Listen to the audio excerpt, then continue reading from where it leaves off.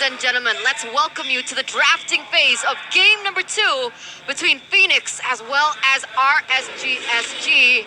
Seems like there's going to be a swap here as FENIX with the first pick, RSG with the second, and they go for the Valentina and the Wanwan. This is a great idea. I mean, starting things off to make sure to change it up, just go on to the opposite side, get that first pick in as soon as possible, and at least we get to identify what RSG has prepared for second pick. Man, I wish I could say colors, but I have to say first and second because the color coordination is just not there today. I'm trying to think again of like a solution here. What do they want to go for? They swapped sides, but again, their first pick, it's been Lancelot. Even yesterday against EVO's Legends, it was the Eve actually. So it was Lancelot or Eve. Now, RGSG banned the Eve in the first phase last game. I think they should just do the same thing again. I think the Eve gave Mok so much stability in the... Oh, it's PX7 and Simple. Yeah. Oh, what? Yeah. There you go. They swapped. Production didn't give us a heads up. They wanted to surprise us right here, right now. No, they were like waiting. Let's wait till the casters notice. Let's see how long it takes. They'll never see this one coming. The fact that they're banning out Navarro, there is going to be a lot of respect, but let's keep in mind, the Valentina is gone, so banning out the Eve is going to jump up in priority. The Farmers has been kind of left out of the pool for a majority of these games because Artillery Mages absolutely shred through that temp HP, and also because of the buffs and nerfs, mainly nerfs for the Farmers. Unfortunately, we come to the last couple of seconds. There we go. The Eve gets banned out. FENIX, let's see this start. Are you going to give Feian the Lancelot once again? They might want to do that again, no? What other Lancelot. options do they have?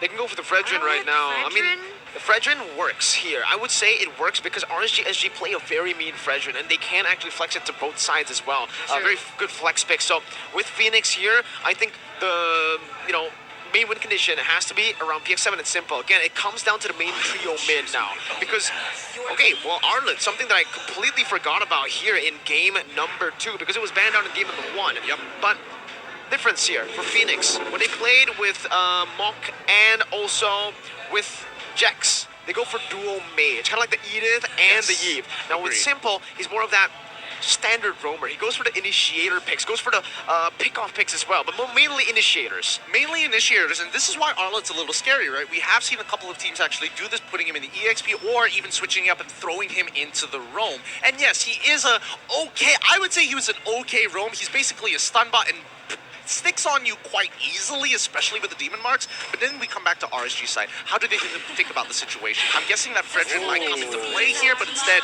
it's going to be the Lancelot as well as the Kadita. They're expecting FENIX to try and go bold. Oh, I like this too.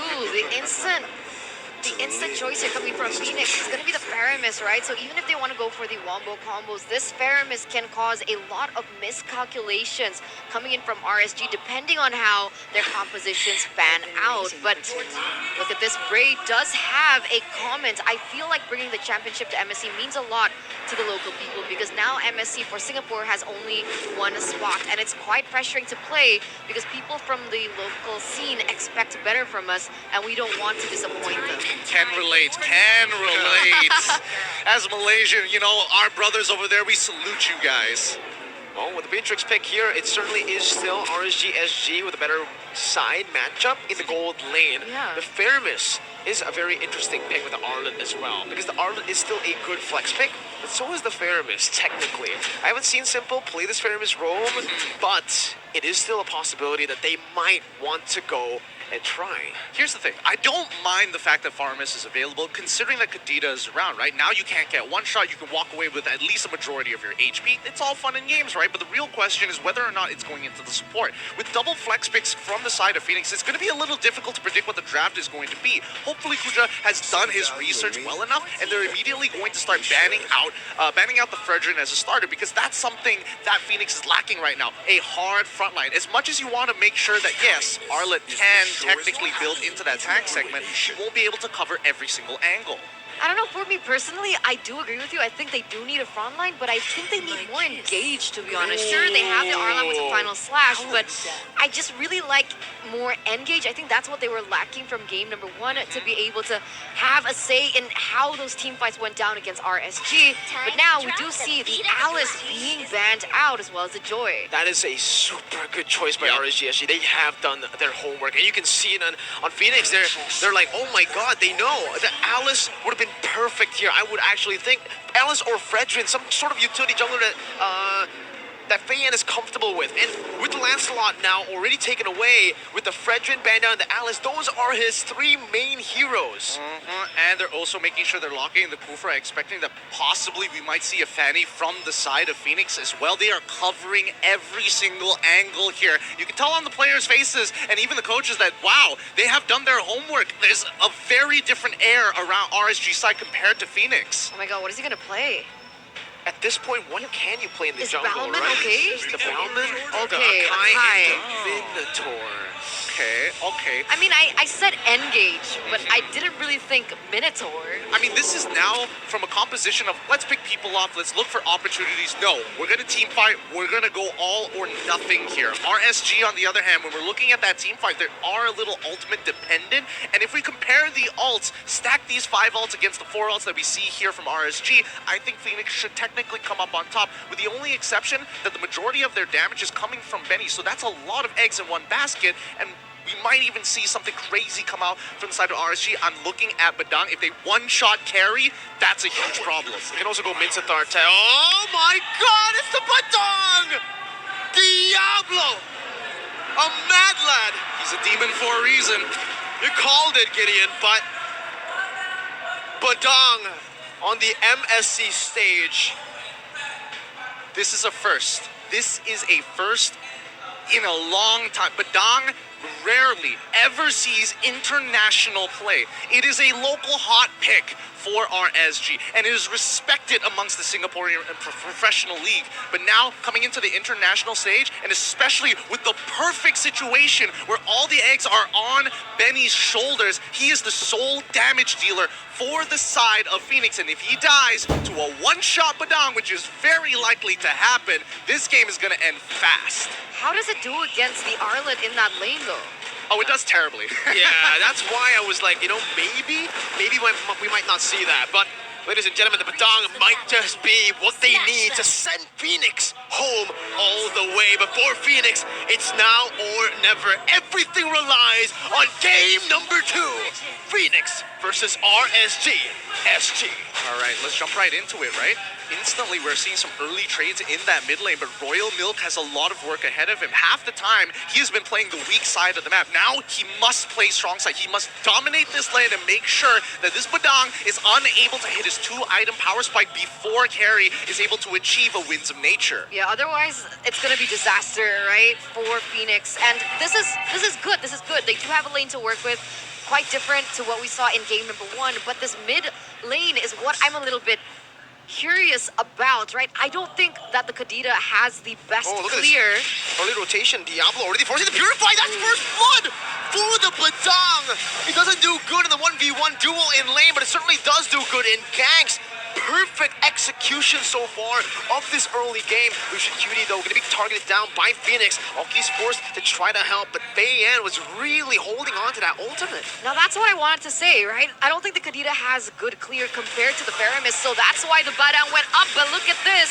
There you go, the heavy spin. It was saved, and it was saved for this. Oh, okay, I was holding my breath there for a second. But no, I totally agree with you, right? Again, you need an enabler for this Badang. You can't expect Badang to just show up and do the job, and especially since his battle spell is far more valuable than any of his abilities in his kit. Besides his ultimate, of course, but let's keep in mind, right? I was expecting to see FENIX to instantly try to go for maybe something a little funky, right? Throw their support into the mid lane with their mage to come walk up through their side and get an early kill, or maybe at least put Arlet in a, put Badang in a life deficit against the Arlet. We'll see here already some emphasis here in the bottom lane. It feels like once again they are trying to play through that EXP lane, but they had to be careful as Bray already on the next objective. Oh, Royal Milk with the final slash is able to deal some damage right now. That's going to be Minion Fury, but oh, it's Bray yet who wins it out. Bray's going to be slain. Roy now looking for the Breath of the Ocean. The rough waves as well. The heavy spin does not connect onto him just yet, but it's still going to be pinned down. And that's Royal Milk with some damage with the Vengeance. One more hit, but Roy is able to escape. Just barely here.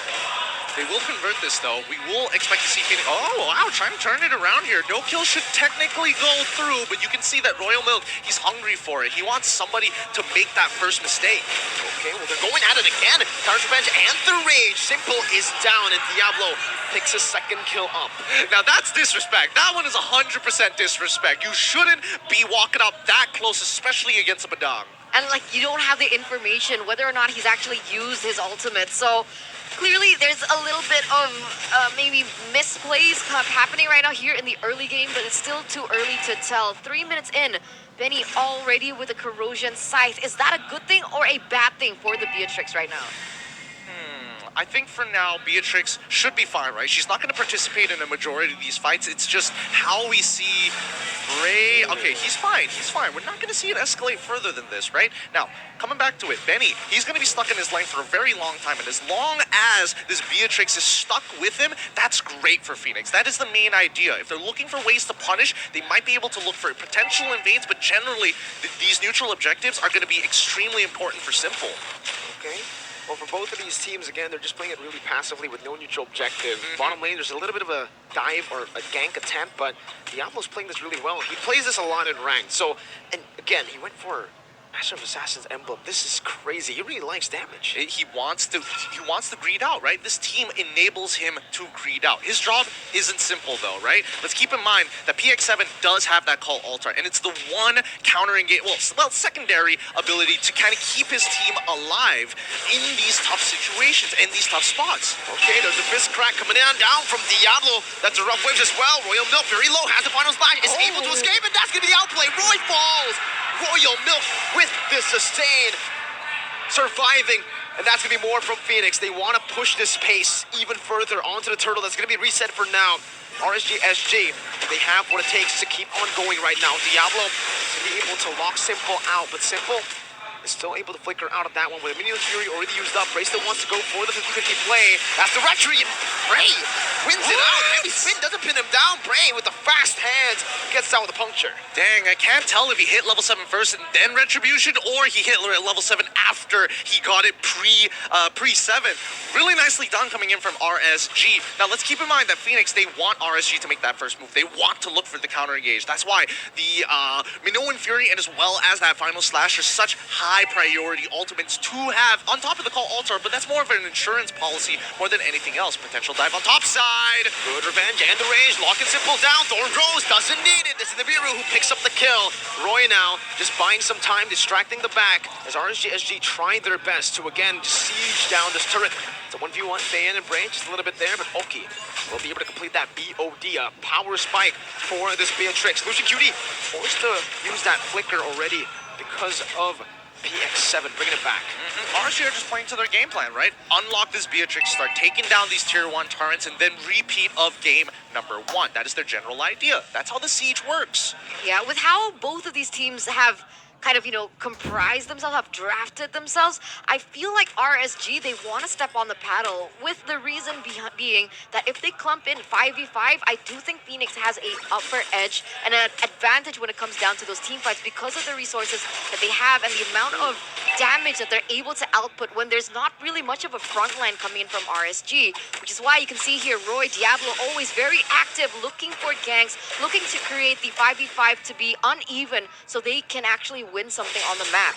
Another thing to keep in mind here is the secondary objectives that these teams can actually start playing for, right? Oh no. Wow. Good Okay. read from Lucian QD, Yeah, forcing the Purify. Yeah, he gets the Purify out of him, so that's going to hurt for this upcoming turtle. Let's see, right? Again, RSG, a majority of them don't have their ultimates, and we can expect that Diablo doesn't want to rotate as early as possible because Arlet, he's got first move, and now this is going to be a full 5v5 in just a little bit. Oh, we used the rough waves already now. Oh, that's going to be the re-engage from Royal Milk. Roy. Flicker burn from Diablo. Well played to Royal Milk there, and even the retribution goes to Faye with a 50-50 play. Bray isn't able to win that out. Now with Puncture brought back by the Shadow Stampede. Both teams disengage, and RSG are only sitting at a very, very slight gold lead. That was an interesting play coming in from RSG's side. They knew Arlet was moving out. They wanted to try and punish him off that rotation, and now Lucian QT has been sitting on this top side to ensure that this Beatrix isn't going to get dived. Royal Milk starting to scale up fast, but remember the secondary objectives, right? It's about the junglers who can fight for these neutral objectives, because eventually the Lord is going to be the main win condition for both FENIX as well as RSG. If they can get that level lead on their jungler, therefore, they should have an easier time to actually secure these neutrals. That's revenge and the rage. Once again, Lucian just really ain't simple there. With Bennett, they're able to pick him off. And now with Retribution as well, Roy's going to be pinned down, and it's going to be a trade. 1-for-1. Roamer for a mid laner. Or both mid laners, actually. No, Roamer mid, yeah. Yeah, right now, okay, he's doing, again, this is the same motions again and again and again, and I think, you know, FENIX, they need to recognize this. There is some mythology to RSG's madness. Yeah. Royal Milk getting engaged on Diablo. I don't think he's going to be in range to actually do some more, but this dynamic duo is in the bottom lane right now, and honestly, RSG SG still have more map pressure. I mean, it's been 8 minutes of the game. So much has happened already. So much action. But it's still 3-4, and no turrets have been taken down just yet. So I think there needs to be a little bit more emphasis when it comes down to these objectives. Sure, turtles have been taken, but what can they do with it, right? The Beatrix has yet to find a turret either in the top or in the bottom side. And with a 400 gold lead, which is little to nothing, what differences can we see? Well, here's the difference right here. As you mentioned it, they do a quick cheeky lane swap, making sure that Badang is left alone on that top side. So regardless of who decides to show up there, at least they have an opportunity. Look, bottom tier 1 instantly down. Good siege for the side of RSG SG. Still taking it slow. Oh, Simple. Jumping in. Roy. Ooh, he actually went in with the rough waves there. He's going to be slain, but Bennett's Rage will collide onto them right now as Diablo's going to be taken down. 3-man Tyrant's Revenge, but it only connects onto one with the Rage. Phantom Execution onto the back. Bray looking forward, diving all the way with a puncture right now. He's going to be knocked up by Simple, and the healing really saved FENIX. Fei Yan coming down with a heavy spin. The Thorn Rose isn't enough to take him out. But Bray will certainly fall. Oki is not able to help his jungler. Beautiful play coming in from FENIX. They timed it well. Okay, PX7, he's still alive, but it looks like RSG, even though they did lose a majority of their members, they're still going to press the agenda. They're trying to slow down this lore take as much as possible. Yeah, I don't think they played that right? I don't know what RSG was thinking. They were going in 1 by 1. They were losing bodies left and right, and yet they still tried to commit onto something. But here we go. Close one. Fist crack and rough waves. Good retry by Fei Yan.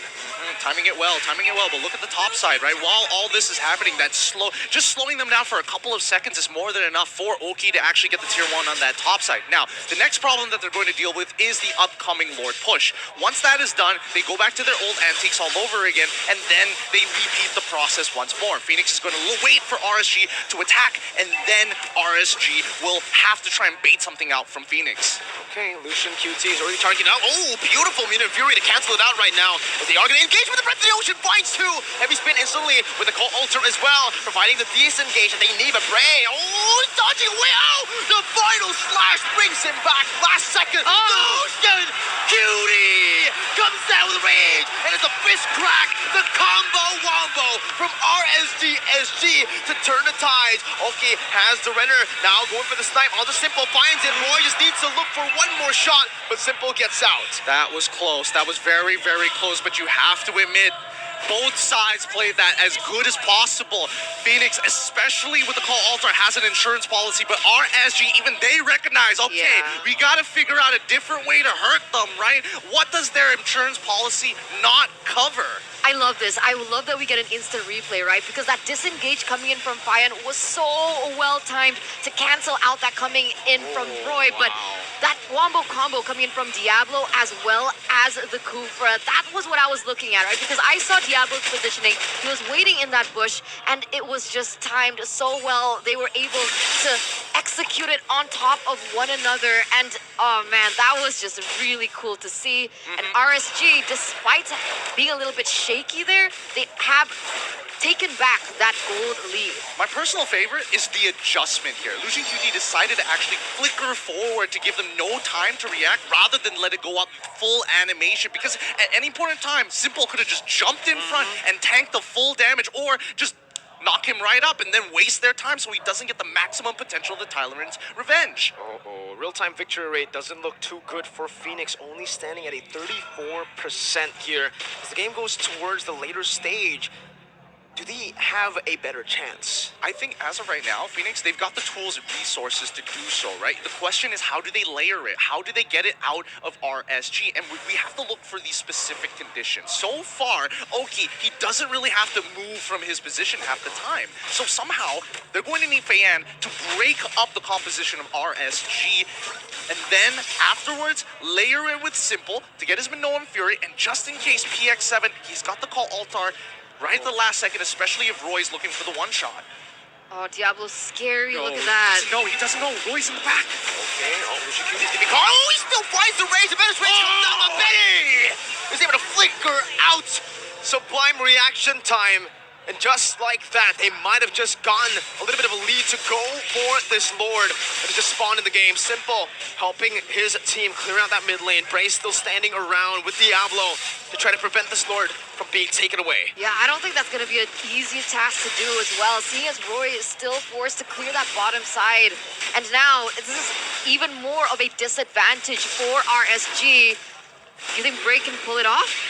I mean, they're both level 15. They both have exact same odds. Wait. Final slash now locking them down. Retreat one, Bray! Now the snipe, onto the back. Royal Milk very low. Alki is waiting in the midst right now. Looking for the render shot right now. The heavy spin's gonna be able to lock Diablo down. Taking him down. Alki's still free in the back. Oh my God. With a flicker forward, finds a triple. Benny's looking for the recall. Feyan is running to the wrong side of the map. Roy tried to open it up, but Lucian QT is walking Feyan down. He wants to go for it. He wants even a solo kill at this point, and Feyan will just come to his demise. Take me. My team can hold out for 40 seconds. Just take me. Don't waste my time. We did this once before. We're not gonna do it again. RSG bringing up Singapore, making the fans believe in something once again. I love when I ask a question, they just instantly answered it. I was wondering if Bray could pull it off with a man at disadvantage, and he was. And look at that Lord marching down in that top side. Minoan Fury, final slash used up, PX7.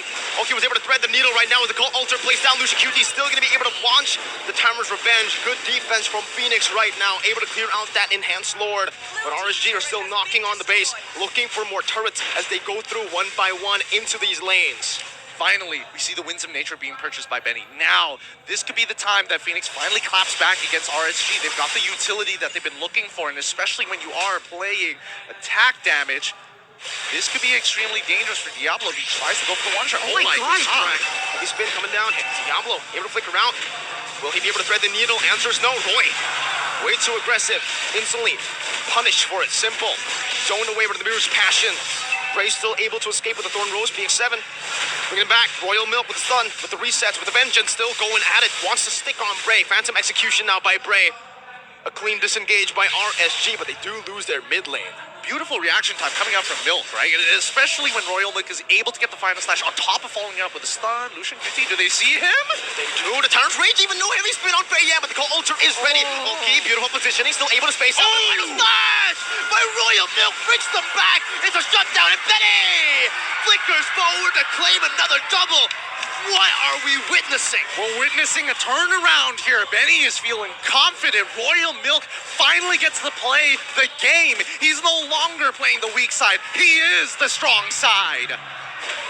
God, 8-1-4 already onto Benny when initially he wasn't online. And like you mentioned, he was waiting for that item coming in through. And Bray here might be caught. Roy able to find the angle onto Benny, but heavy spin locks him in place. Roy gets the pass it back up. He finds a kill somehow. But Benny is godlike. This is a problem for RSG SLATE.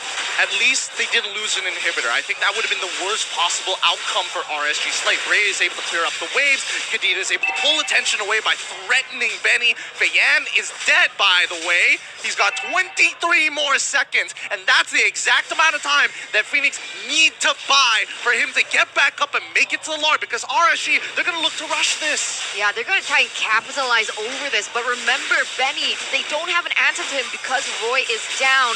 Let's see the creativity they have.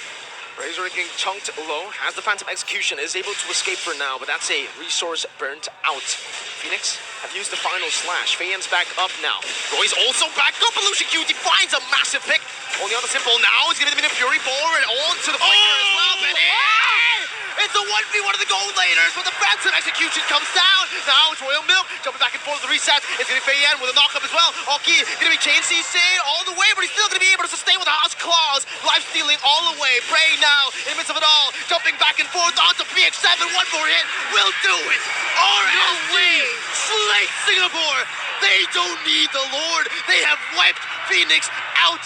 BX7 all alone, buying the immortality, a miraculous play. That's the only thing they can bank on, but it will not happen. The Burmese have fallen. RSG have knocked them out. Respect all and fear none. That is the motto of RSG SLATE, and they have proven against all odds that they are able to win against FENIX Esports. They have the makings of a champion. They have the building blocks of a true Singaporean. They stand tall knowing that they are above everybody else. They know it and they believe it this time. They're walking out of there knowing that they have made history one step at a time. I love it. I love seeing the development coming in from Singapore, because we've witnessed so many international tournaments where RSG have actually participated.